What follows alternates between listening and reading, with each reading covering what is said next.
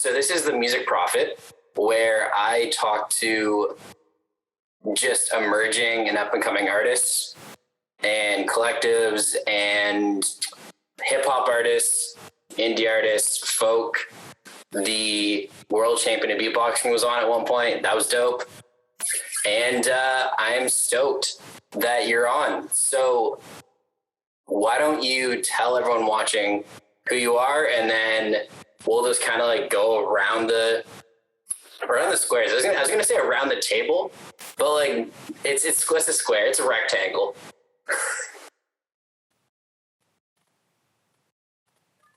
So whoever wants to jump in. Blkchrist, aka Savvy. Yeah, I was gonna make up a funny name, but I can't think of anything right now. You're gonna try to like go like all JPEG Mafia on it. Yeah, has like 3 nicknames every time, every interview. Facts. Yeah, I couldn't think of anything. Morgan Freeman. Yeah. Yeah, because one of his was like the white Morgan Freeman. Oh, for real? Imagine being white with all those moles. Oh man. That Morgan got. Okay, next person. Tre The Artist. Hey guys, I'm KELLIE. Meliki, Golden Boy, whatever. Yeah. I knew you was gonna say Golden Boy. Meliki, Golden Boy, white Morgan Freeman. Yeah, RJ Chase. Sweet. I think the thing that actually, like, when people listen to this, I think the first thing that actually stands out is how it all blends together. Like, you can hear all the different styles of rap and it blends so smoothly, which I really liked, because then, like, when you add the singing on top of it from you, KELLIE, like, it's just like it blends. So I'm curious, like, when you guys were in the studio doing it, was that easy to kind of just like flow and vibe with each other?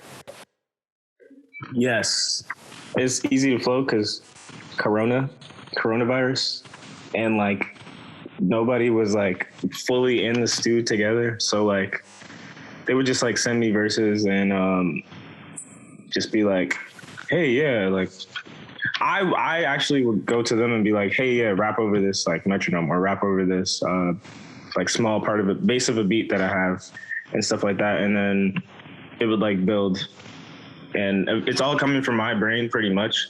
So that's probably why it sounds like a particular way in like a certain groove. Yeah, it's like Corona fucked it up. Like we can't be in the studio all together. We probably could, but niggas. But yeah, Corona just fucked it up. And I mean, it like forced me to be more creative and be like, oh, what would this person do if they were in there? Or if this person has a verse or whatever, I'm going to do ad libs over shit that they do and things like that. So yeah, because I curated the entire thing.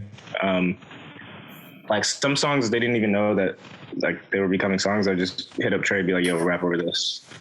And then, you know, it would just happen like a quick little, it could be like a stupid idea and it would end up becoming like insanely crazy.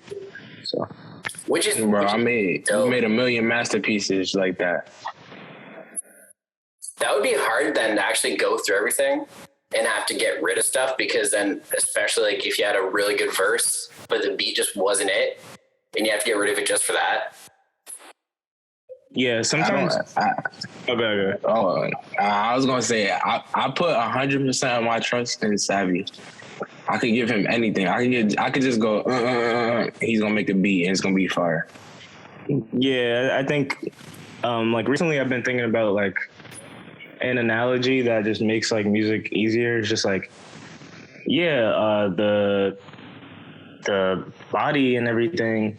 The human body is literally just the lyrics, and then the beat should like be a big ass Versace coat, you know, or a Gucci coat, or it should just be a designer coat that keeps you warm and it sits like it just keeps you, just like, you know, holds you, and it's like that makes so much sense. So it's like if I have lyrics or whatever that don't fit this coat, then I need to make something else that fits that realm or fits that code. I like that. And actually I noticed like you were kind of feeling that, Kelly, that metaphor.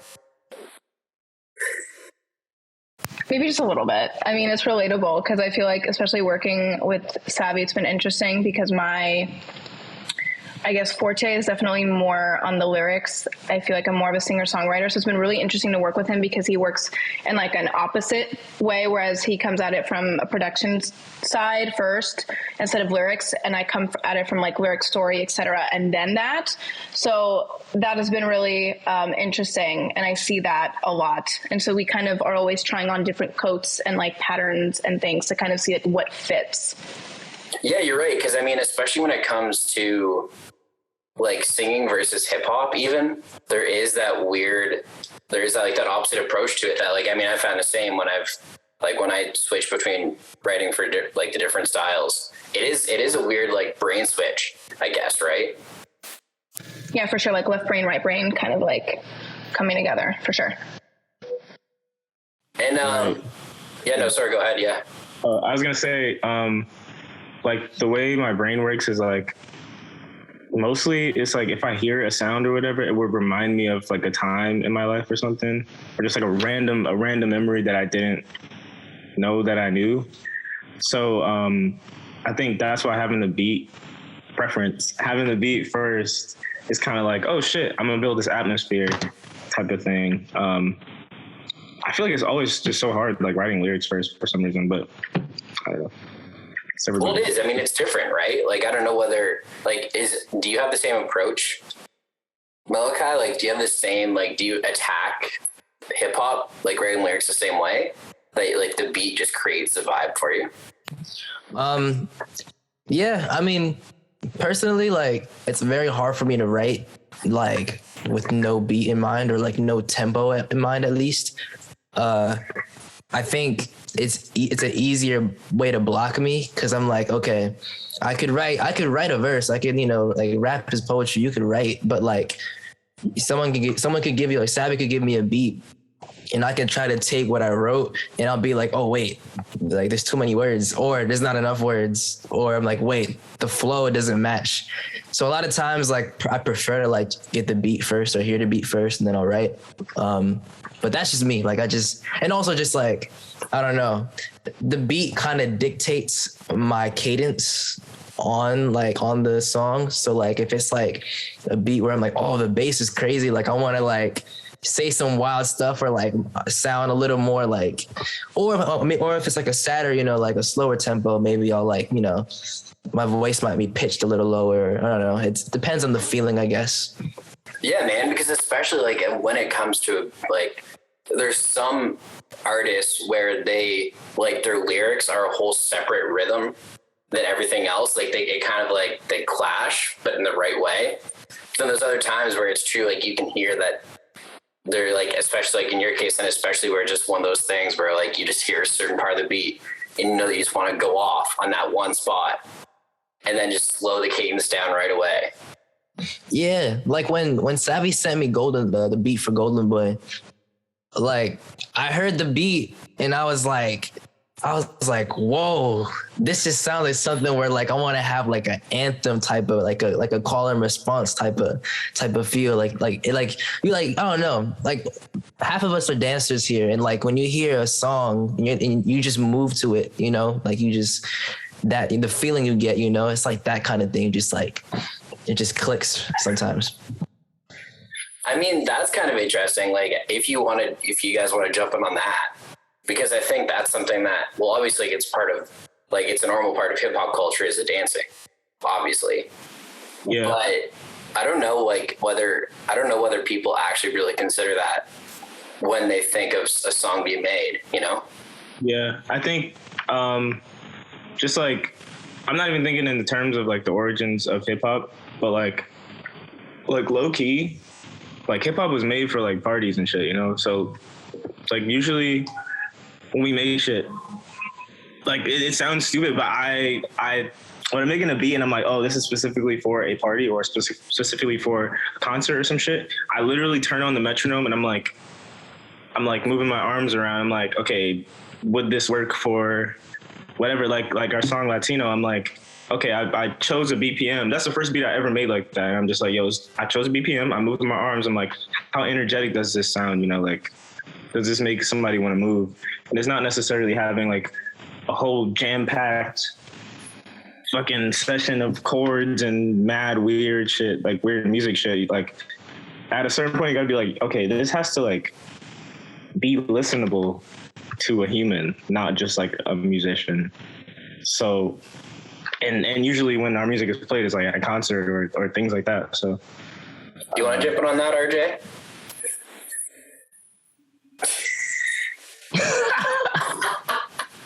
You playing PS4?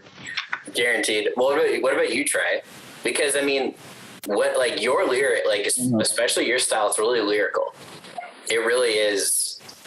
It's sort of like I found that it stood out on the album just because of the way that you can tell that you're really specific and careful about your cadence and syllables, especially. So like when it comes like even though like you can tell it is like it's almost like it fits a dance.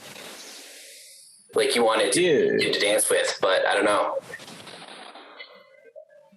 I mean, I dance to my music. So I just feel like I just make dancing music because I want other people to dance when they hear my music. So definitely. And like lyrics wise, I'm definitely very careful. You can ask them. I'm always like, if I don't get a line correct, I'm like, in the mic to see whatever could come afterwards, like to see if it fit. And sometimes that's just how some of my best verses come out. Like I mess up on a line and something else clicks and comes in, and I end up replacing that line and it's better than the line I wrote before.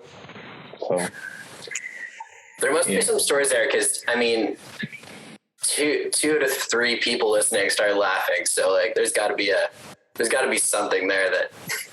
Go ahead, say something. What y'all laughing at? Because they know. There was this one time. Okay, so this one time I really tried to get this on video, but I failed really badly.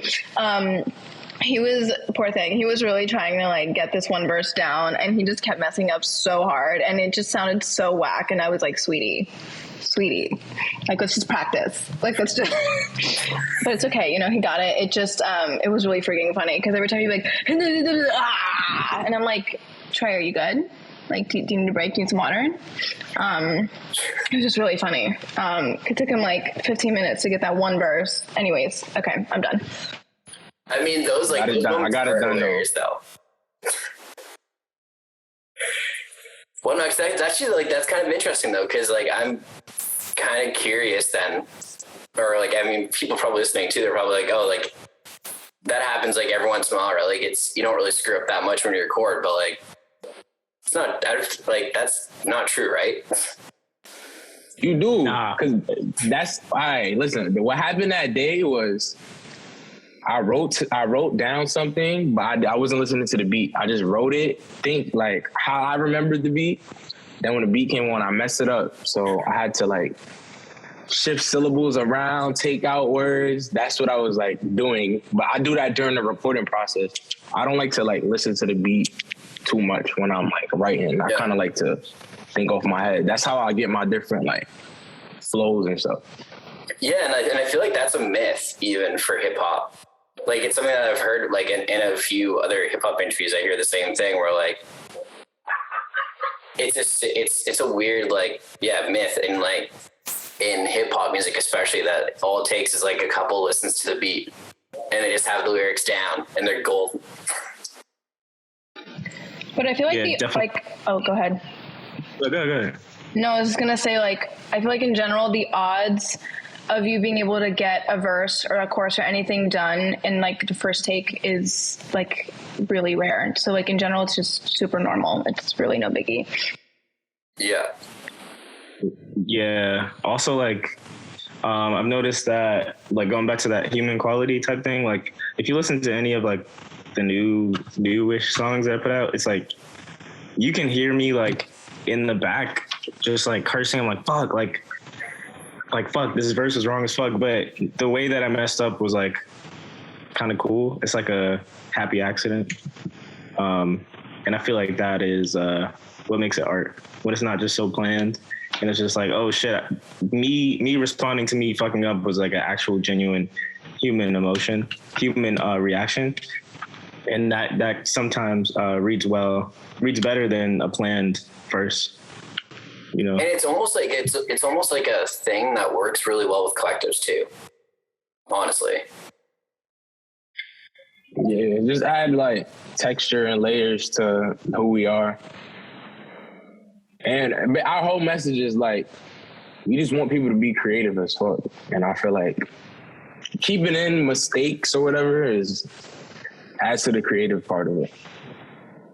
Well, yeah, because I mean, music, most of you have been doing it for years and years, like with the exception of Blkchrist, who's like, it's been a while.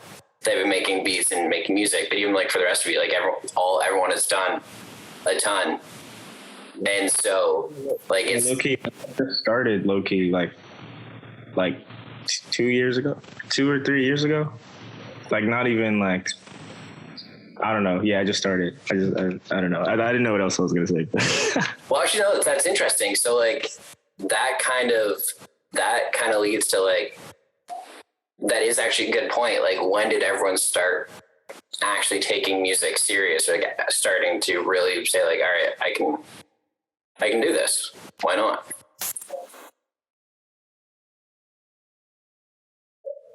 I'll go first. Everybody shy. So it started probably like 6th grade, where I had found like an interest in music, because I'm an artist, like at heart. I like to draw and do other stuff, you know. Then I started doing like poetry in school, top of the class. I always used to get the best grade, so then I turned my poetry into like, I put like music behind the poetry. And at first I used to talk about, when I first started rapping, I started to talk about like living with my mom, I ain't really like it. That's what most of my music was about, or like heartbreak, little dumb things that I'm going through in life. And then that's how it turned into like music now. Now I like to make music for other people to hear. Before it was kind of like my little journal entries. Yeah, I mean, it's where it starts, right? What about you, RJ? I've probably been doing music the longest. I grew up in church, so I was always playing music. I started playing drums when I was younger. And then like Tre, I was in the art too. I started doing visual art around like middle school. And then at the same time, me and him were in the same class. So in the 6th grade, I started writing raps. It was like me and him and a couple of friends of ours. We started writing raps. That's when I really got more into hip hop. Like that's when my love for it really came from around that time. And then I started playing keys in the 8th grade, I want to say, like 8th, 9th grade, and then I started producing. I learned how to use Fruity Loops probably 2016, 2017. So that's when I really just started like making beats, and then Tre would be at my house, I would be at his house, and then we would use Fruity Loops. We had this program called Mixcraft that we started with too, making beats, doing samples, learning how to do everything from there. Well, yeah, and Mixcraft, like that was like the OG software for it too. Yeah. And it was the easiest to use. I think besides Fruity Loops, it's like my second favorite, and nobody really uses it anymore. But it's so simple, it's so easy to use. You don't have to do much. Everything's like right there. It's like a really good foundation. So, yo, fun fact: Amigos, you started off with Mixcraft. Yeah. I mean, it makes sense. They're pretty simplistic still. Like, well, some of their tracks they come out with that are like they're hits and they're brilliant, but you can tell by how simple it is that they've almost kept that formula. It's kind of dope, actually. All right, who wants to jump in? Just because I mean, yeah, because it's in a like I ask it just because it kind of shows like how the dynamic of everything is. Sort of like the blend of everyone together. It's kind of interesting. I always knew that I was going to do something musically because I started playing piano when I was like 5 and was going down like the concert piano route and then got really bored of that. And so I was like, okay, psych, I'm going to switch and start doing musical theater. And so I started doing that for a really long time, which is how I got into NYU and I got to New York. But then as I kind of came here, I realized like, oh, actually, I really want to be a pop star. That's kind of been my dream since I was really young. I know it sounds ridiculous. And I shit you not, I would draw little diagrams of like me and my stage plot and like me on my piano and my band. And I would go around prancing around my house, acting like I was Lizzie McGuire in the Lizzie McGuire movie. So like that was in me somewhere. As ridiculous as that is. It's a start. I mean, like, it's a pretty good start. I mean, and I hustled and found myself a manager like at like 7 years old. So anyways, I knew that was always going to be a thing, but I feel like once I came to the city is when it became more of a realization. And that's kind of when I switched my mindset to really like start putting in the work and also like just soul searching to kind of understand more of who I am to then be an artist. So yeah.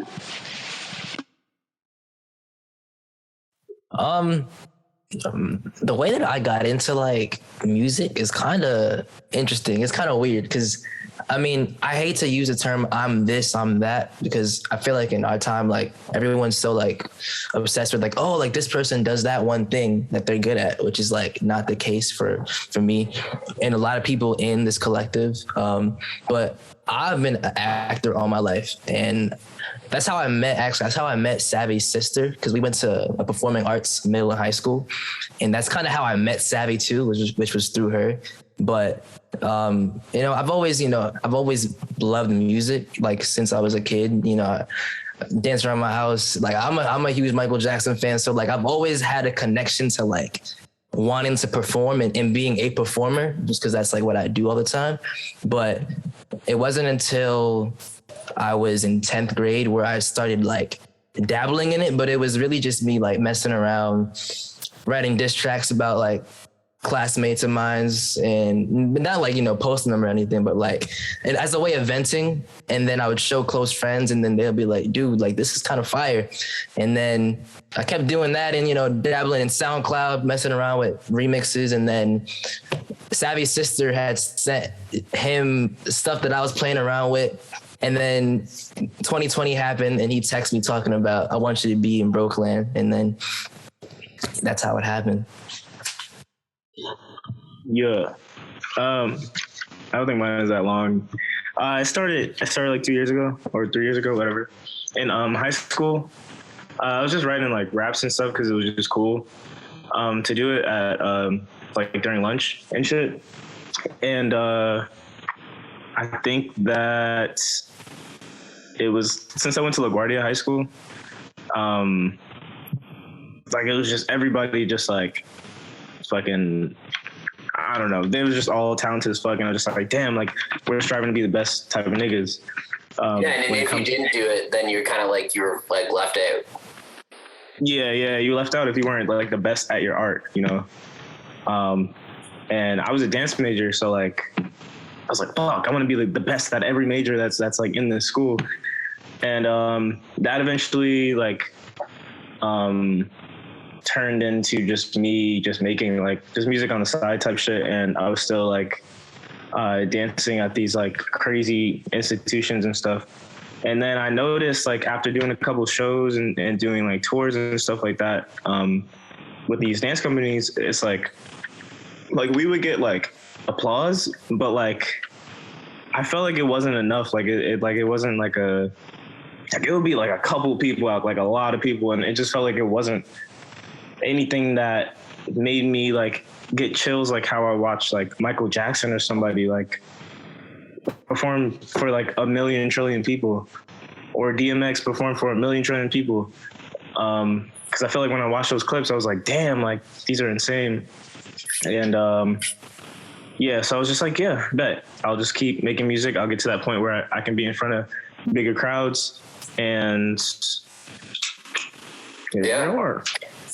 So it turns out that on Zoom, if you have more than 3 people, it only goes 40 minutes. So, which actually works out anyway. So I think as a final question, and whoever wants to jump in can, why the name Brokeland? Right. Or like what makes it special, I guess, rather. I'm from Brooklyn, and the streets that I live on have the have the 2 names. I'm not gonna say the names of the streets. Nah. They have the name in it, and also I thought it was cool because, like it was supposed to be a joke, as like normal like rappers and shit would name it something stupid like Richland or something that's cap. It's like I look in my pocket, I got like $1. It's like I'm gonna call it Brokeland, and I remember the first like opinion that I got for it was from my grandma, and she was like, why would you call it Brokeland? Like are you broken? I'm like, yeah. Like I don't know, I just feel like that appeals to kids because kids are broke as hell. It's like not everybody got like, you know, shit in their pocket, so it's like it appeals to kids, and it's like Brooklyn. Just what I was going through at the time. Still broke, but yeah. So. Well, there's a vibe to it, right? Like, I mean, it's something where it kind of fits though too, because then you can actually create songs and lyrics that sort of like fit around that experience, and it's more authentic, I guess, like right from the start. Yeah, and also I made it so like people that are in it can just say what they want to say on a record and not like feel like they're obligated to say anything that is cap. Like just don't say anything that doesn't appeal to you. Like stay in the lane that you're supposed to be in. It's also why I started music, because I feel like nobody was saying anything that appealed to me for real. Like I don't know, like nobody's really into what I'm into ever. Well, yeah, because that's a big part of it, right? Like, I mean, I don't know, you can kind of tell with like, especially with some of your verses, Tre, that like you're really careful to stay in your lane with where you're at. Like there's a couple parts in your lyrics too where you kind of like call yourself out in the same verse. It's almost like in the like an ironic way. Yeah. Basically that let's see. I don't know. I love myself. That's why I always shout myself out in songs and shit. And there's like so many like what do you call it, like metaphors for my name and stuff. So I kind of put it together, like Trayvon Martin. Yeah. And I try not to talk about things that I don't do. I either talk about things that I'm going through or been through or like what I want to be. Yeah, I don't really cap. I mean, I kind of manifest shit in some of my songs. You know? This is yeah, no, go ahead. You off, but this is fucking why. And like, oh my God, I hate this shit. Like niggas expect me, because I'm black, they expect me to talk, black rights in every song. It's like, nigga, I don't experience that shit, bro. It's 2022. Like, we ain't slaves no more, bro. Like, shit happens, but like we're in a position now where we have, I don't want to sound like crazy right now, but we have like enough freedoms to go and make something of ourselves. And like, I don't want to complain about something that doesn't really apply to me right now. I don't remember the last time I was arrested. I don't remember the last time a cop was mad mean to me unless I hopped a turnstile, which is like, okay, why would you hop the turnstile? Like you deserve that type shit. And it's like, I just don't want to talk about things that people want me to talk about as a black artist or as an artist in general. Just like, right. And I feel like, go ahead. Yeah, go ahead. Yeah, and I feel like, when you do that, it's kind of like history repeats itself. If you keep talking about it, it's just going to keep happening. I feel like if you talk about what you want to happen, then it's going to happen for me. And we make music for the kids. So the kids is like, that's how you directly change the future. Like, those are our future presidents. Those are our future rappers. Like, so if we show them what we want the future to be like, there go the future right there. We done built the whole future. Which is kind of like, I kind of like that because it almost makes me think of the comparison between like J. Cole versus Kevin Gates. almost in a way where it's like you can hear like J. Cole, the fact that Dreamville became a thing less than 5 years after he started rapping versus Kevin Gates, who's made a dozen albums and he's still kind of in the same place. Yo, he's like a D-list celebrity to me. Feels like you can't make shit that is going to appeal, like quote unquote appeal to a certain audience. You just gotta like make shit that's like that applies to you. Yeah, for everybody else to hear. Yeah, it's no problem. I love racks and I love cars and shit. I'm not gonna talk about cars, nigga. I can't name a car off the top of my head, bro. I can name brands, like, but I could tell you my top 5 Paul McCartney songs right now. Like, it's just like, you just gotta like talk about what the fuck you're into, like, just like not what works, what quote unquote works. Yeah, and that's a good way to finish it, honestly. So before you go, if everyone's down, just say where they can follow you on Instagram, and we'll leave it there for this podcast. Then you guys can go do more because you have a few. Who's first? That'd be you. I'm first again. Yeah. All right. Follow me on Instagram at Tre The Artist. TreTheArtist. That's a mouthful. But yeah, Tre The Artist. Pause. He said mouthful. Relax. Hey guys, you can follow me at Kelly Rodriguez with 2 Z's.